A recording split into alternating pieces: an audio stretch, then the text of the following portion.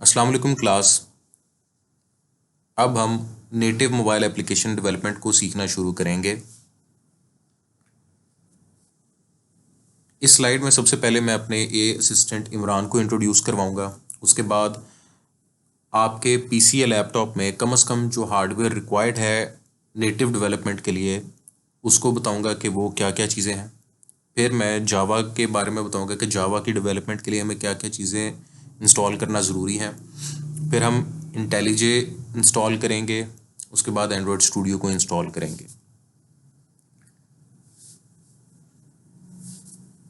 इमरान एक AI assistant है जो कि मुझे हेल्प करता है वीडियो को रीड आउट करने में, तो ये आप उसको सुन सकते हैं। अस्सलाम अलैकुम क्लास। मेरा नाम इमरान है और मैं आर्टिफिशियल इंटेलिजेंस पर मबनी असिस्टेंट हूँ। मैं लेक्चर देने में डॉक्टर मोहम्मद मुराद खान की मदद करूँगा। मैं कामिल नहीं हूँ और मुझे उम्मीद है कि आप मेरी गलतियों को नज़रअंदाज करेंगे। इसके बाद हम आते हैं हार्डवेयर रिक्वायरमेंट के ऊपर। जो हार्डवेयर आपको मिनिमम अपने सिस्टम में कॉन्फ़िगर करना या इंस्टॉल करना ज़रूरी है, वो आपके पास 8 GB रैम होना ज़रूरी है। अगर आपके पास कम है तो अपग्रेड कर लें। नॉर्मल हार्ड डिस्क जो है वो स्लो कर देगी आपकी डेवलपमेंट के प्रोसेस को, तो आपके पास कम से कम 256 की एसएसडी होना ज़रूरी है, जिसके अंदर आप एंड्रॉयड स्टूडियो को इंस्टॉल करेंगे और वहीं से आप एंड्रॉयड स्टूडियो को लोड करेंगे।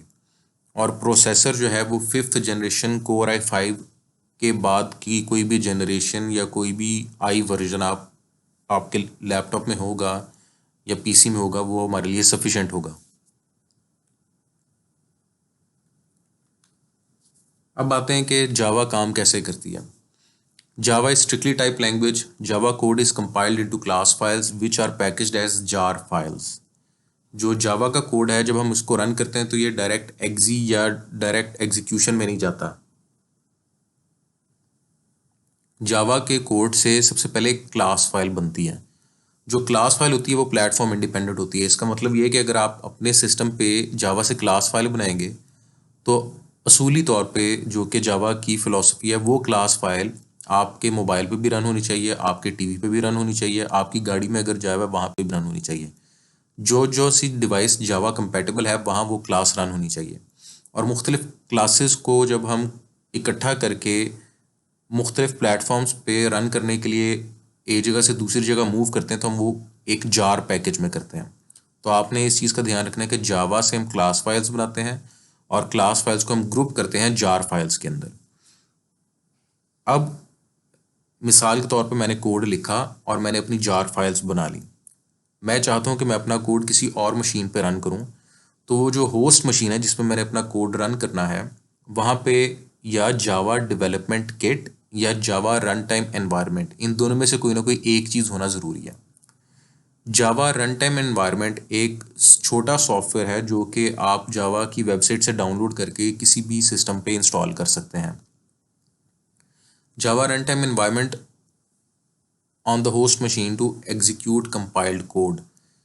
सिर्फ और सिर्फ जावा रन टाइम एनवायरनमेंट होने से होस्ट मशीन पे आपका कोड चल पड़ेगा।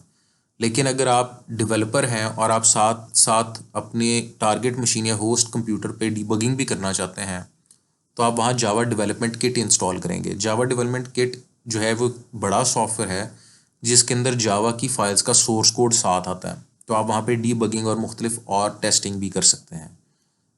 खुलासा ये कि जावा का कोड रन करने के लिए या आप जावा रन टाइम एनवायरनमेंट इंस्टॉल करेंगे या जावा डेवलपमेंट किट इंस्टॉल करेंगे अपनी टारगेट मशीन पे, जिसमें Java run time environment small size का सॉफ्टवेयर है जबकि जावा डेवलपमेंट किट एक लार्ज साइज़ का सॉफ्टवेयर है। क्योंकि हम लोग डेवलपमेंट से ताल्लुक़ रखते हैं तो हमने जो सॉफ्टवेयर इंस्टॉल करना है उसका नाम है जावा डेवलपमेंट किट। इस वीडियो में हम जावा प्रोग्राम लिखने के लिए ज़रूरी सॉफ्टवेयर इंस्टॉल करने का तरीका सीखने जा रहे हैं। तो पहले हम चेक करेंगे कि आया हमने पहले ही जेडीके इंस्टॉल किया है या नहीं। जेडीके का मतलब जावा डेवलपमेंट किट है और ये जावा प्रोग्राम बनाने के लिए ज़रूरी है। लिहाजा जेडीके को चेक करने के लिए हम स्क्रीन पर दिखाए गए स्टेप्स पर अमल करेंगे। सबसे पहले आप अपने कीबोर्ड के विंडो और आर बटन को इकट्ठा प्रेस करेंगे, जिससे आपके पास एक रन विंडो ओपन हो जाएगी। इस रन विंडो के अंदर आपने CMD टाइप करके एंटर दबाना है। जो कमांड प्रॉम्प्ट ओपन होगा वहां आप जावा C-वर्जन टाइप करके एंटर करेंगे। अगर आप स्टेप्स पर अमल करने के बाद जावा वर्जन देखते हैं तो उसका मतलब है कि जेडीके कामयाबी के साथ इंस्टॉल हो गया है। तो उसका मतलब है कि आपको कुछ भी इंस्टॉल करने की ज़रूरत नहीं है। और अगर आपको ये पैगाम नज़र आता है कि कमांड नॉट रिकॉग्नाइज्ड, तो उसका मतलब है कि आपके पास जेडीके इंस्टॉल नहीं है। जेडीके इंस्टॉल करने के लिए हम ब्राउज़र खोलेंगे और एड्रेस बार में डाउनलोड जेडीके टाइप करेंगे। हम इस पहले लिंक को चूज़ करेंगे। अगर वेबसाइट अकाउंट बनाने के लिए कहती है तो हम सबसे पहले अकाउंट बनाएंगे। अगर ये कुकीज़ को एक्सेप्ट करने को कहता है तो हम कुकीज़ को एक्सेप्ट करेंगे। मेरे ख्याल में ये दो इक़दामात ज़रूरी हैं इससे पहले कि हम सॉफ्टवेयर डाउनलोड कर सकें। हम लेटेस्ट रिलीज़ डाउनलोड करेंगे, तो हम जेडीके पर क्लिक करने जा रहे हैं और हम यहाँ इस वर्जन का इंतखाब करेंगे जो हमारे ऑपरेटिंग सिस्टम के लिए है। चूंकि मैं मैक ओएस इस्तेमाल करता हूं, इसलिए मैं इसे मुंतखब करूंगा। और अगर आप विंडोज़ इस्तेमाल करते हैं तो मेरा मशवरा है कि आप इस लिंक पर क्लिक करें। तो मैं इस पर क्लिक करने जा रहा हूं और आइए इसे डाउनलोड करें। अब मैं डाउनलोड करदा सॉफ्टवेयर खोलूंगा। मैं फाइल पर डबल क्लिक करके इंस्टॉल करूंगा।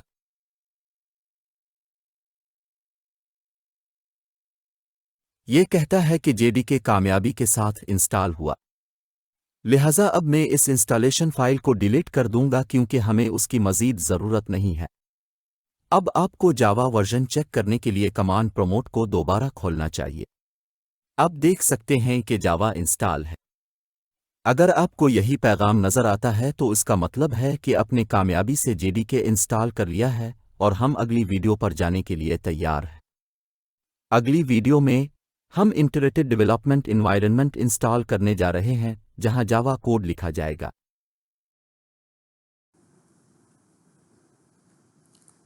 जब आप एक दफ़ा JDK डाउनलोड कर लेंगे तो जो अगला सॉफ्टवेयर आपने डाउनलोड करना है उसका नाम है इंटेलीजे। ये सॉफ्टवेयर हमें जावा का कोड लिखने और रन करने में हेल्प आउट करता है। अब आईडी इंस्टॉल करने का वक्त है। सादा अल्फाज में ये एक ऐसा प्रोग्राम है जहां आप जावा कोड लिख सकते हैं। ये सॉफ्टवेयर प्रोग्राम को भी चलाएगा और आउटपुट भी दिखाएगा। अब अपना वेब ब्राउज़र खोलें।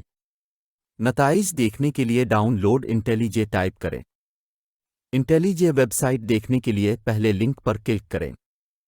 वेबसाइट पर आप अल्टीमेट और कम्युनिटी एडिशन देखेंगे। हम कम्युनिटी एडिशन इस्तेमाल करेंगे जो मुफ्त ओपन सोर्स है। अब डाउनलोड मुकम्मल होने तक इंतज़ार करें। डाउनलोड मुकम्मल हो गया है। अब हम इंस्टॉलेशन फाइल खोलेंगे। एक बार जब आप सॉफ्टवेयर इंस्टॉल कर लें तो इंटेलीजे सॉफ्टवेयर खोलें। तो ये वो विंडो है जिसे आप शायद सॉफ्टवेयर शुरू करते वक्त देखते हैं। नया प्रोजेक्ट बनाने के लिए हम यहाँ इस नए प्रोजेक्ट पर क्लिक करेंगे। वीडियो के पिछले पार्ट में इंस्टॉल करदा जेडीके को मुंतखब करें। अब नेक्स्ट पर क्लिक करें। लिहाजा हम टेम्पलेट के साथ प्रोजेक्ट बनाना चाहेंगे। हम प्रोजेक्ट का नाम हेलो वर्ल्ड रखेंगे और फिर ख़त्म पर क्लिक करें। हमारा इन्वायरमेंट अब तरतीब दिया गया है जो आने वाली वीडियोज़ में जावा सीखने में हमारी मदद करेगा।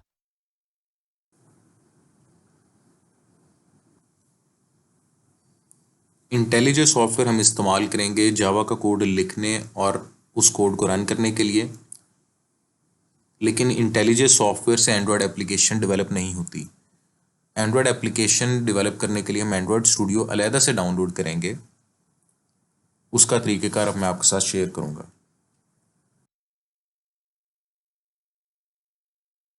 मोबाइल एप्लीकेशंस तैयार करने के लिए हमें सबसे पहले सॉफ्टवेयर हासिल करना होगा जहां हम अपना कोड लिखेंगे। प्रोग्राम जहां कोड लिखा जाता है इसे आमतौर पर आईडी कहा जाता है।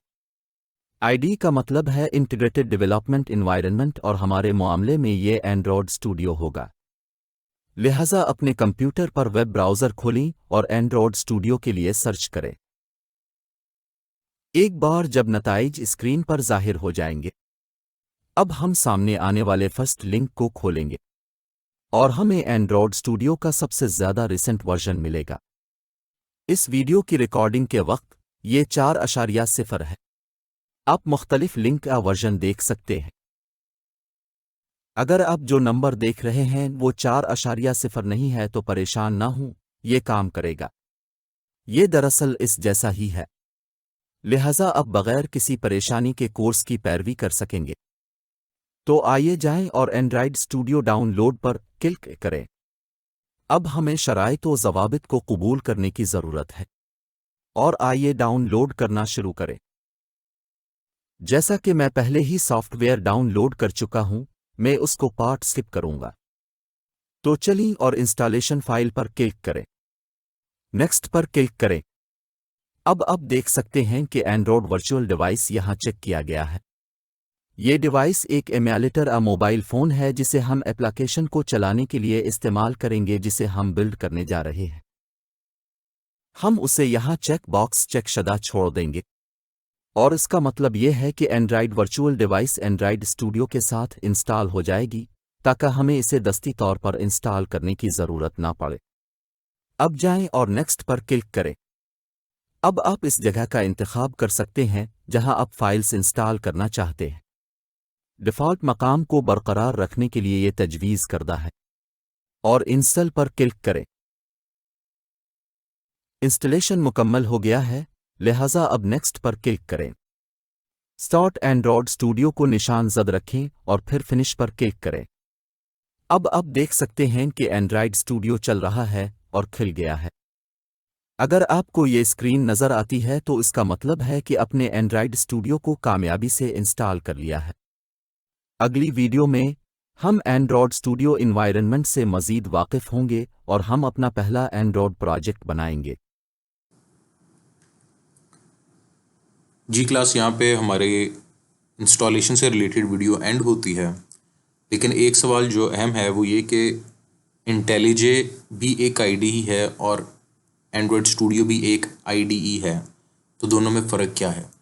जो एंड्रॉयड स्टूडियो है उसके अंदर हम एंड्रॉयड एप्लीकेशन बनाते हैं, उसमें सिर्फ़ और सिर्फ जावा की कोडिंग नहीं होगी, उसके साथ साथ एप्लीकेशन बनाने के मुख्तलिफ और चीज़ें भी मौजूद हमें मिलेंगी, जिस तरह के कंपोनेंट्स हैं, बटन्स हैं, टेक्स्ट फील्ड्स हैं। तो हम उनको ड्रैग एंड ड्रॉप करके एक्टिविटी का लेआउट बना सकते हैं और एप्लीकेशन के जो आपके सामने फ्रेम्स होते हैं उनको डिज़ाइन कर सकते हैं। इसके मुकाबले में जो इंटेलिजे है वो प्योर जावा का कोड लिखने और रन करने के लिए इस्तेमाल होता है। तो ये बेसिक डिफरेंस आप लोगों को पता होना ज़रूरी है। अल्लाह हाफिज़।